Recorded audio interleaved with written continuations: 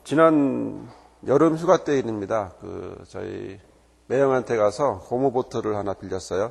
큰 건 아주 조그맣게 야외에서 아이들과 놀 수 있는 고무보트였는데요. 이제 2인용 고무보트를 빌렸습니다. 여름이기도 하고 아이들과 이제 물놀이 하고 싶기도 하고 그래서 아이들과 한번 타보고 싶어서 그랬는데, 너무 얕은 데는 또 빌려온 거라 또 찢어지면 또 그렇잖아요. 그래서 고민 생각을 하다가 대천에 가게 되었습니다. 대천 해수욕장에 가게 되었는데, 대천 해수욕장이 서해다 보니까 깊지도 않고 또 안전하기도 하고 그래서 이제 재밌는 시간을 갖게 되었습니다. 또 제가 이제 헤엄을 치지 못하기 때문에 또 아이들에게 헤엄을 가르쳐 줄 수는 없고, 그러니까 이제 뱃놀이 한다고 하면서 보트 타고 이렇게 왔다 갔다 하고 그랬었어요. 아이들도 즐거워했고 이제 기쁜 시간이었습니다. 또 두 개의 노를 저으면서 앞으로 가고 뒤로 가고 하면서 이제 돌아다니게 되었는데, 바다 위를 계속 돌아다니게 되었는데, 여러분들은 그 배 노를 저을 때 보트 한번 타보셨는지 모르겠는데요. 그 보트 저을 때 잘 저으시나요? 마음대로 이렇게 잘 원하는 방향대로 잘 가십니까? 저는 해보니까 이상한 점을 하나 발견하게 되었는데, 그럼 바로 앞으로만 쭉 가고 싶은데, 앞으로 쭉 가는 게 아니더라고요. 앞으로 쭉 갔다가 다시 뒤돌아서 다시 원래대로 오려고 하면 이 바닷물이 계속 움직이다 보니까 옆으로 계속 가게 되더라고요. 저는 직진으로 이렇게 왔다 갔다만 하려고 했는데, 하다 보니까 어떻게 모양이 삼각형이 이렇게 가서 이렇게 오는 이런 모양의 삼각형이 되게 되었습니다. 내 바람은 곧장 가서 그냥 오고 싶었는데, 바다가 계속 움직이는 바람에, 상황들이 계속 움직이는 바람에 제 마음대로 되는 것이 아니고 어렵게 되더라고요. 노 하나 젓는 것도 이렇게 힘들다라고 하는 생각이 들고 또 신경을 써야 했습니다. 여러분, 바다에서 배를 타고 노를 젓는 것도 내 마음대로 되지 않습니다. 그런데 우리가 열심히 하려고 최선을 다하려고 노력하지만, 그러나 많은 것들이 그렇게 우리 마음대로 잘 되고 있는 것이 아닐 때가 너무나 많습니다. 우리의 인생의 모습을 보면 우리의 보트처럼 우리가 앞으로만 갔다 뒤로 왔다 내가 원하는 대로만 가고 싶고 옮기고 싶지만, 그러나 다른 주변의 환경들, 다른 영향들이 있다 보니까 내가 원하지 않은 장소를 가게 되고, 또 거기서 도착하면 내가 노를 져서 오는 것이 아니라 내려서 다시 배를 끌고 다시 그 자리로 오는 이런 모습을 해야만 하죠. 우리의 인생도 이런 모습이 아닐까 생각합니다. 잠시 내가 원하는 모습대로 가는 것이 아니라, 순간순간마다 내가 원하는 순탄한 모습대로 가는 것이 아니라, 나는 열심히 노를 젓는데, 나는 열심히 내가 이렇게 하면 되겠지라고 생각하고 노를 저어 가는데, 실제로는 가는 곳은 전혀 내가 예상했던 것이 아닌 다른 모양으로 움직이게 되는 것을 보게 되죠. 저와 여러분의 고민은 바로 여기에 있습니다. 저와 여러분의 삶을 살다 보면 이런 모습 속에서 우리가 굉장히 힘들어하게 되고, 전혀 다른 결과 때문에, 엉뚱한 결과 때문에 어려움을 겪게 되고, 또 그래서 끝내는 지쳐서 또 포기하기도 하는 그런 모습의 결과이기도 합니다. 오늘 우리에게 주시는 본문의 말씀을 보면 이런 이야기가 나옵니다. 하나님은 오순절날 성령 강림을 허락하시고 또 초대교회에 많은 복을 허락하셨습니다. 또 믿는 자도 많아지게 하셨죠. 복음을 통하여 3,000명, 5,000명이 믿게 되고 믿는 자의 수도 많이 늘어나게 되었습니다. 그렇게 많은 평안을 누리게 되었습니다. 하지만 초대교회는 교회가 원하는 대로 방향이 흘러가지 않았습니다. 갑작스러운 어려움이 생기게 되었습니다. 그것은 핍박이라고 하는 어려움을 겪게 되기 시작했습니다.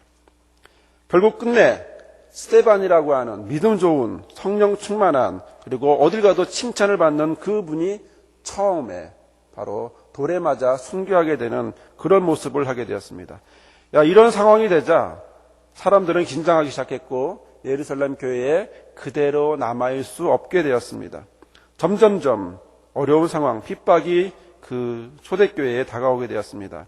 19절 말씀에 보면 때에 스데반의 일로 인한 환난을 인하여 라고 하는 말씀처럼 바로 사람들이 흩어지게 되고, 또한 그 다른 지역인 베니게와 구브라와 안디옥까지 가게 되는 그런 모습을 하게 되었습니다. 처음에는 예루살렘 그대로 있을 줄 알았습니다. 은혜 받았기 때문에 기쁘기 때문에 정말 행복하게 있을 거라고 생각을 했는데, 그런데 결과는 전혀 다른 예상하지 못했던 그런 결과를 가게 되었고, 그래서 결국엔 사람들은 흩어지게 되었습니다. 각 곳으로, 유대 예루살렘이 아닌 다른 곳으로 흩어지게 되었습니다. 핍박을 피해서 흩어지게 되었죠. 자, 그러면 거기서 그들은 무엇을 했을까요? 거기서 그들은 가만히 숨어 있을까요? 예수 믿는다는 사실을 숨기고 가만히 있었을까요? 그렇지 않습니다. 19절 끝에 보면 이렇게 말하고 있습니다. 도를 유대인에게만 전하는데, 이 말씀은 유대인들에게 가서 그 지역에 있는 유대인들을 향해서 복음을 전했다라고 하는 사실을 말씀해주고 있는 것이죠. 그들의 삶의 장소는, 그들의 삶은 장소를 옮겼어도 복음을 전하는 것에는 전혀 흔들림이 없었음을 이야기합니다. 상황은 어려워도 그 상황에 전혀 흔들림이 없이 그곳에 가서 복음을 전하죠. 하지만 그들이 복음을 전한 대상은 유대인이었습니다. 아직도 선민의식과 그다음에 이방인이라고 하는 편견에서 벗어나지 못하고 의식이 개혁되지 않고 바뀌지 않았던 그들에게 있어서 그들의 복음의 대상은 다른 사람이 아닌 오로지 유대인에게만 복음을 전하게 되었습니다. 그러나 몇몇 사람, 20절에 나와 있는 몇몇 사람들이 헬라인에게 복음을 전하기 시작했습니다. 예수를 전파하게 되었습니다. 그랬더니 21절의 말씀처럼 보면 주의 손이 그들과 함께하여 수다한 사람이 믿고 죽게 돌아오게 되었습니다. 여기서 주의 손이란 떠받치고 보존한다라고 하는 의미입니다. 하나님께서 도와주시고 인도하시고 그리고 임재하신다라는 표현이죠. 하나님의 손은 기적을 일으키는 바로 그런 손이기에 주님의 손이 그들과 함께했고 그들이 헬라인이 복음을 갖게 되었습니다. 자, 그럼 이렇게 믿는 자의 수가 많아지는 안디옥의 소식을 들은 예루살렘 교회는 어떻게 했을까요? 어떤 생각을 했을까요? 아, 정말 잘했다, 기쁘다 이렇게 생각했을까요? 자, 헬라인이 복음을 들었네, 정말 기쁘네라고 생각했을까요? 아마 그러지 않았을 거라고 봅니다.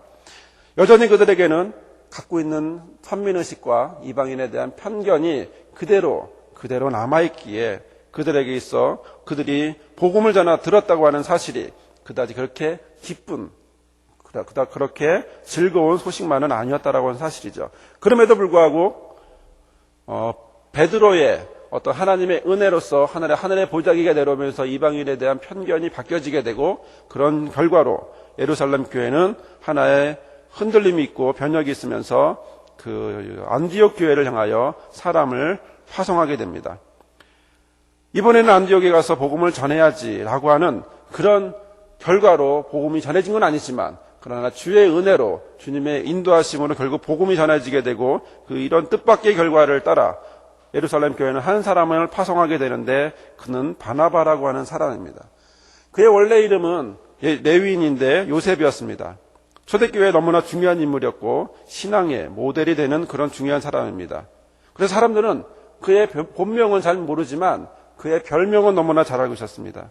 위로의 사람, 권면을 잘하는 사람, 성령과 함께하는 사람이라는 뜻으로 바나바라고 하는 별명을 갖게 되었습니다. 그래서 본명보다도 별명이 더 유명한 바로 그 사람을 권면과 위로의 능력이 탁월한 그 사람을 바로 안디옥, 예루살렘 교회 이후에 최초의 교회인 바로 이방인 지역에 세워지는 최초의 교회에 바로 파송하게 되었습니다. 이렇게 예루살렘 교회의 대표로 파송된 바나바는 안디옥에 가게 되어서 가서 보니 23절의 말씀을 보면 보다시피 하나님의 은혜를 보고 기뻐하게 되었습니다. 전혀 상상도 하지 못했던 그런 결과를 보게 되었는데 자신의 노력을 한 것이 아닌 바로 하나님의 은혜의 손으로 바로 그 일이 있었다고 하는 사실을 보게 됩니다. 자신의 노력이 아닌 예루살렘 교회가 전도하려고 했던 것도 아닌 바로 다른 하나님의 손, 은혜의 손, 바로 보이지 않는 손이 그들과 함께 했다라고 하는 사실을 보게 되었습니다. 이렇게 은혜로 세워진 안디옥 교인들에게 바나바는 이렇게 권면합니다. 말씀에서 보다시피 23절에 보다시피 모든 사람에게 굳은 마음으로 주께 붙어 있으라. 자, 지금 이것을 표현한다면 어떤 표현이 되겠습니까? 지금 이런 말은 모든 사람에게 마음을 단단히 붙잡으십시오. 오직 주님만 쳐다보십시오. 이렇게 표현하고 번역할 수 있습니다. 왜 이런 권면을 했을까?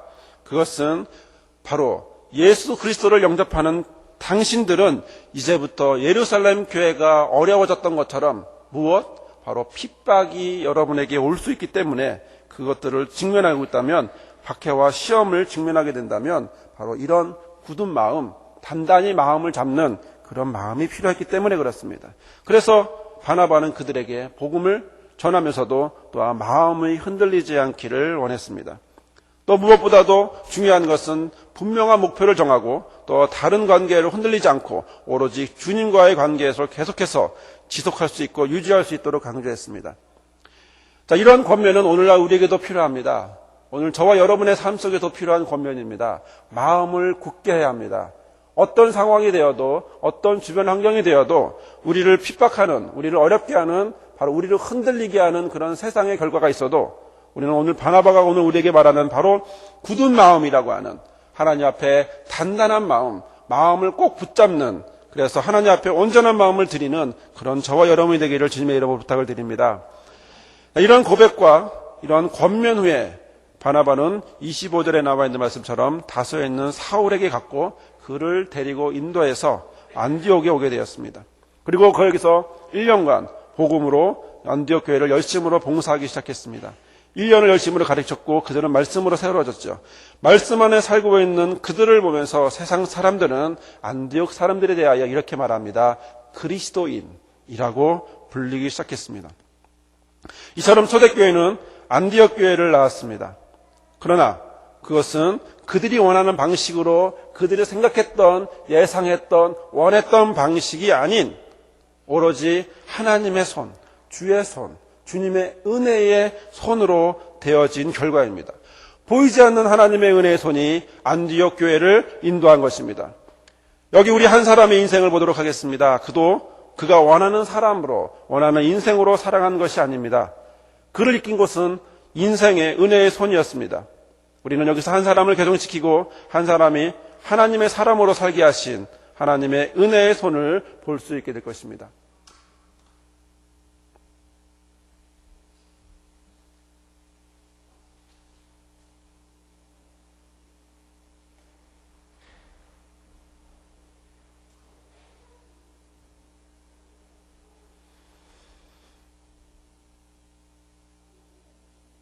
곳에서 나왔다. 젊은 시절 존 웨슬리는 옥스퍼드 대학에서 신학을 공부한 뒤 목사가 됐다. 그의 말처럼 아버지가 그렇게 하라고 시켰기 때문이었다. 10년 후 그는 아메리카의 조지아주로 건너갔다. 그러나 그는 자신의 신앙을 확신하지 못하는 상황에서 선교를 위해 신세계로 떠난 것이었다. 그의 선교 여행은 기대에 못 미쳤다. 그는 영국으로 돌아오는 길목에서 이렇게 썼다. 난 인디언들을 개종시키기 위해서 아메리카로 건너갔다. 그러나 누가 날 개종시킨단 말입니다. 난 주님에 대한 신앙을 확신할 수가 없다. 존 웨슬리. 1738년 5월 24일 수요일, 존 웨슬리는 런던의 올더 스케이트 거기에 종교 집회에 참석했다. 거기에서 누군가가 루터의 로마서 주석을 읽었을 때 존 웨슬리는 갑작스런 심경의 변화를 느꼈다. 9시 15분 전쯤 되었을까, 그가 그리스도에 대한 신앙을 통해서 주님이 우리 마음을 변화시킨다고 말했을 때 가슴이 뜨거워지는 것을 느꼈다. 나는 내가 그리스도를 믿고 있다는 사실과 구원은 오직 그리스도로 말미암는다는 사실을 깨달았다. 나아가 그분이 나의 죄를 용서해 주시고 나를 취하시어 율법의 죄와 죽음으로부터 구원해 주셨음을 확신하게 되었다. 존 웨슬리. 그렇게 해서 결국 존 웨슬리는 자신이 신세계에 전파시키려고 했던 신앙을 찾았다. 그는 새로이 발견한 신앙의 힘을 영국 국민들 중에서도 특히 규칙적으로 예배에 참석할 수 없는 가난한 자들에게 쏟아부었다. 평등의 개념이 싹트는 현대시대로 접어들면서 존 웨슬리의 사상도 시대적 분위기에 따라 조금씩 변해갔다. 그는 개인들이 다른 사람들에게 해를 끼치지 않고 사회를 위해 공익을 실천하는 도덕률을 만들었다. 자신을 따르는 신도들을 위해 법규를 제정하는 것이 필요하다고 느낀 웨슬리는 1743년 총칙을 제정했다. 총칙에서 존 웨슬리는 구원을 받기 위한 구체적인 3가지 방법을 제시했다. 남에게 해를 끼치지 않고, 선을 행하고, 주님을 위한 모든 의식에 참석하라. 웨슬리가 제정한 규칙들은 모든 개인들이 자신의 영적인 세계에서 안정을 취할 수 있는 구체적인 방법이었다. 후에 그의 신도들은 감리교도라고 불렸다. 한 곳에서 나왔다. 젊은 시절 존 이렇게 한 사람의 삶이 바뀌게 됐습니다. 안 켜졌는데요? 자, 이렇게 한 사람의 삶이 바뀌었습니다. 자, 영어로는 리포메이션이라고 표현합니다. 폼을 바꾼다라는 것이죠. 틀과 형식과 삶의 모든 것을 바꾼다라는 것입니다. 기존의 폼을, 기존의 형식을 다시 한번 정리해서 새롭게 한다라고 하는 것. 바로 이것을 리폼이라고 얘기합니다. 하나님의 손, 바로 여기에 리폼에 하나님의 손이 있습니다. 자, 그런데 재미있는 것은 이렇게 새롭게 하는, 폼을 새롭게 하는 리폼이라고 하는 이 말을 우리는 개혁이라고 하는 단어를 사용합니다. 개혁. 개혁이라고 하는 것은 국어사전적으로 보면 새롭게 고친다라고 하는 의미죠. 정치 체제나 사회제도 등을 합법적, 점진적으로 새롭게 고쳐나갑니다. 한꺼번에가 아닌 조금씩 바뀌어나가는 것을 의미합니다. 게다가 재미나는 사실은, 놀라운 사실은 영어로는 공교롭게도 대문자를 써서 더 리포메이션이라고 하는 단어를 사용해서 종교개혁이라고 표현하고 있습니다. 개혁. 또 우리 개신교를 개혁교회라고 이야기하고 리폼 처치라고까지도 이야기합니다. 여러분, 오늘이 무슨 날입니까? 오늘이 바로 종교개혁주일입니다. 세게 누르세요. 종교개혁주일입니다. 지금으로부터 488년 전 1517년 바로 10월 31일 바로 비텐베르크의 한 모든 성인의 교회 정문에 95개의 조에 반박문을 붙여놓고 바로 그 전에 있었던 많은 교회의 생활에 대한 타락에 공박했던 바로 그 공박의 대신 바로 신학적인 문제인 구원과 은총에 대한 교리를 강조하고 공격했던 것이죠. 그의 이름이 바로 마틴 루터라고 하는 분입니다. 자, 그의 핵심은 바로 이 3가지 함께 읽겠습니다. 오직 믿음으로, 오직 성경으로, 오직 은혜로. 다시 한번 오직 믿음으로, 오직 성경으로, 오직 은혜로 라고 하는 이 3가지를 가지고 종교개혁을 바로 일으키게 되었고 바로 시작했습니다. 여러분, 종교개혁, 또 리포메이션, 핵심이 뭡니까? 그 핵심이 무엇입니까? 리폼이 잘못된 부분을 바꾸고 변혁시키는 것이 있다면 바로 잘못된 신앙의 모습을 바꾸고 변혁하고 그리고 옳은 신앙으로 바꾸는 것, 바로 그것입니다. 이 날을 기념하고 또 이 날을 우리의 잘못된 신앙의 부분이 있으면 다시 올바른 신앙의 모습으로 바꾸기 위해서 그것을 해나가려고 하는 것이 오늘 우리는 종교개혁주의를 기억하고 바로 그것을 기념하고 나가는 것이죠. 사랑하는 성도 여러분, 여러분도 오늘 종교개혁주의를 맞아 어떤 생각을 하고 있습니까? 무엇을 리폼하려고 하십니까? 무엇을 여러분의 삶 속에서 리폼하셔야 합니까? 오늘 본문은 우리의 삶을 개혁하라고 말합니다.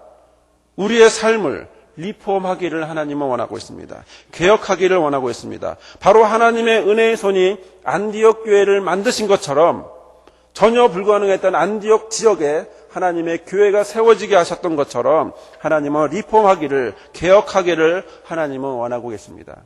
26절을 보십시오. 중간부터 보시면 이렇게 말하고 있습니다. 큰 무리를 가르쳤고 제자들이 안디옥에서 비로소 그리스도인이라 일컬음을 받게 되었더라. 여러분은 무엇이 보십니까? 여러분들은 안디옥 교회가 보이십니까? 여러분들은 안디옥 교회에서 어떤 모습이 보입니까? 유대인이 보입니까? 아니면 헬라인이 보이십니까? 아니요. 세상 사람들은 안디옥 교회를 통하여 안디옥 교회라고 말하지 않습니다. 안디옥 교회를 향하여 우리는 안디옥 교회라고 말하지만 그러나 그 속에 유대인도 있었고 헬라인도 있었다라고 말하지만 그러나 그 지역 사람들은 세상 사람들은 그들을 이렇게 부릅니다. 그리스도인. 다른 말로 표현하는 것이 아닌 바로 그리스도인. 세상 사람들에게 있어서 안디옥 교회에 보이는 것은 오로지 그리스도인밖에 없었다라고 하는 사실입니다. 여러분, 우리는 어떻게 불리십니까? 저와 여러분은 세상에 나가시면 뭐라고 부르십니까? 아저씨? 아니면 아주머니? 아니면 사장님? 아니면 아무개 엄마? 성경은 분명히 말합니다. 그리스도인. 그리스도인이라 불리라고 말하고 있습니다. 세상 사람들이 안디옥 교회의 교인을 말하지 않은 것처럼 바로 싱글 사람이라고 말하지 않고 경상도 사람, 충청도 전라도 사람, 강원도 사람이라 말하지 않고 오로지 세상 사람들의 눈에 비춰져야 될 모습은 바로 그리스도인, 바로 이 모습이어야 한다는 것이죠. 그러기에 우리는 삶을 통해 이 말을 들어야 합니다. 아, 당신을 보니 그리스도인이시군요. 당신에게 그리스도 향기가 나는군요. 당신은 그리스도인입니다. 라고 하는 그 고백을 우리가 우리의 삶을 통하여 들어야 하는 것입니다. 그러기 위해서 우리는 바나바를 본받아야 합니다. 바나바의 세 가지 점, 바로 우리 본문을 읽었던 바로 그 세 가지 점을 보고자 합니다. 24절에 있는 말씀, 바나바는 첫째 착한 사람이었습니다. 이 착하다라고 하는 것은 헬라어로 아가도스라고 하는 말인데 본질 자체가 선한 것을 얘기합니다. 본질 자체가 착한 것을 얘기합니다. 지금 우리 시대는 착하면 욕합니다. 하지만 성경은 원합니다. 착하기를, 본질 자체가 착하기를. 그러면 이 아가도스라는 말을 언제 사용했을까요? 마가복음 10장 18절에 보면 예수께서 이르시되 너희가 어찌하여 나를 선하다 하느냐? 하나님 한 분 외에는 선한 이가 없다. 하나님만 선하다라고 말합니다. 하나님만 본질적으로 아가도스 하시고 착하신 분이라고 하는 것이죠. 여러분, 우리는 좋으신 하나님이라고 하는 찬양이 있습니다. 좋으신 하나님, 좋으신 하나님. 바로 그 좋으신 하나님이라는 말은 아가도스라고 하는 본질 자체가 선하다라고 하는 뜻이죠. 착하다, 선하다, 좋다, 이것은 같은 뜻입니다. 그런데 이 말이 바나바에게 사용되었습니다. 바나바를 향해서 착한 사람, 무엇을 얘기합니까? 하나님의 성품을 닮은 사람이라는 뜻입니다. 하나님의 성격을 닮은 사람, 하나님의 형상을 닮은 사람, 바나바는 착한 사람, 바로 하나님의 본질과 똑같은 사람이다. 하나님의 것으로, 하나님의 성품으로 꽉 차 있는 사람이다. 라고 하는 평가를 받은 것이죠. 둘째로 바나바는 성령에 충만한 사람입니다. 이 충만한이라고 하는 말은 헬라어로 플레레스입니다. 잔이 넘치는, 컵에 잔이 넘치는 것처럼 넘쳐나는 것이죠. 수도를 틀고 물을 받았지만 물을 받고 난 다음에 계속해서 대야에 물이 넘치는 것처럼 넘치는 걸 얘기합니다. 그의 삶을 통해 바나바가 사람들에게 보인 것은 성령이 넘치는 삶을 살았던 것을 우리는 말씀을 통해 보게 되는 것이죠. 바나바는 성령 충만한 사람입니다. 성령이 충만해서 넘치는 사람입니다. 바닥을 쳐서 충전해달라고 자동차처럼 불이 들어와서 이제 좀 있으면 자동차가 멈출 수밖에 없다고 말하는 그것이 아닌 꽉 차서 풀로 차서 바로 충만한 바로 그런 모습을 보게 되는 것이죠. 성령이 충만하다는 것은 하나님으로 충만하다는 얘기입니다. 하나님의 것으로 충만하다는 것은 곧 영적으로 충만하다라고 하는 이야기를 하고 있는 것입니다. 바나바는 바로 영적으로 충만한 사람입니다. 셋째로 바나바는 믿음으로 충만한 사람입니다. 헬라어로 믿음은 피스티스라고 하는 말을 사용합니다. 근데 재미난 것은 성령의 9가지 열매에 나오는 그 중에 하나인 갈라디아서 5장 22절에 나오는 충성이라고 하는 단어도 피스티스라고 하는 단어를 사용했습니다. 믿음과 충성이라고 하는 단어는 똑같다라고 하는 것이죠. 하나님 앞에서는 충성된 모습이지만 사람들에게서는 신뢰가 되는, 신뢰를 보여주는 바로 믿음직한 사람이라고 하는 사실입니다. 하나님은 이쁘신 분이십니다. 믿음직하신 분이십니다. 하나님 우리에게 신앙의 대상이십니다. 마찬가지로 바나바도 사람들에게 믿을 수 있는 사람이었습니다. 여러분, 우리의 모습은 과연 어떻습니까? 사람들이 우리를 믿어줍니까? 자, 그럼 그 결과가 무엇일까요? 24절에 말씀하고 있습니다. 24절에 보면 끝에 보면 바나바는 착한 사람이요 성령과 믿음이 충만한 사람이라 이해라는 말은 이유를 나타내는 접속사입니다. 결과입니다. 즉 바나바는 착한 사람이고 성령과 믿음이 충만한 사람이었기 때문에 그 결과 큰 무리가 죽게 더하더라 라고 말하고 있는 것입니다. 이것은 당연한 결과입니다. 좋은 사람 옆에 있고 싶어 합니다. 그러나 사람들은 나쁜 사람 옆에 있고 싶어 하는 사람이 어디 있겠습니까? 사람들은 마음이 넓은 사람과 함께 있고 싶어 합니다. 사기꾼과 함께 있고 싶어 하지 않습니다. 마찬가지입니다. 바나바는 인격이 하나님과 닮은 사람이었습니다. 그의 삶은 영적으로 충만한 사람이었습니다. 또 사람들에게 신뢰를 주는 사람이었습니다. 그래서 사람들은 바나바 곁으로 가게 되고 바나바를 통해서 그 수가 더해지는 것입니다. 바로 이것이 우리가 바뀌어야 될, 우리의 모습이 바뀌어야 될, 저와 여러분이 바뀌어야 될 모습입니다. 바로 이것이 우리가 리폼해야 될, 개혁해야 될 바로 이런 모습이라고 하는 사실입니다. 사랑하는 성도 여러분, 우리 삶을 개혁합시다. 저와 여러분의 삶을 리폼하시길 바랍니다. 우리의 모양이 옛날의 모양이 아닌, 예전의 모양이 아닌 다시 한번 종교개혁주의를 맞아 바로 하나님이 종교개혁을 일으키고 웨슬레를 신앙으로 개혁했던 것처럼 바로 우리의 삶의 모습도 이런 모습이 있기를 바랍니다. 저와 여러분의 삶을 리폼하고 개혁하고 그리고 종교개혁을 일으켰던 것처럼 계속해서 변화되는 그런 저와 여러분이 되기를 바랍니다. 바나바는 착한 사람입니다. 바나바는 믿음이 충만한 사람이었고 성령이 충만한 사람이었습니다. 그래서 그의 삶은 점점 주 안에서 개혁하는 사람, 바로 바뀌어지는 사람, 주님이 원하는 모습으로 바뀌어지는 모습으로 살아갔던 것이죠. 그래서 우리도 바로 그 바나바처럼 그런 결과처럼 큰 무리가 우리를 통하여서 하나님 앞에 나아가는 그런 은혜가 있기를 바랍니다. 이런 하나님의 은혜의 손이 저와 여러분과 함께하기를 주님의 이름으로 축원합니다. 아멘. 거룩하신 하나님 감사합니다.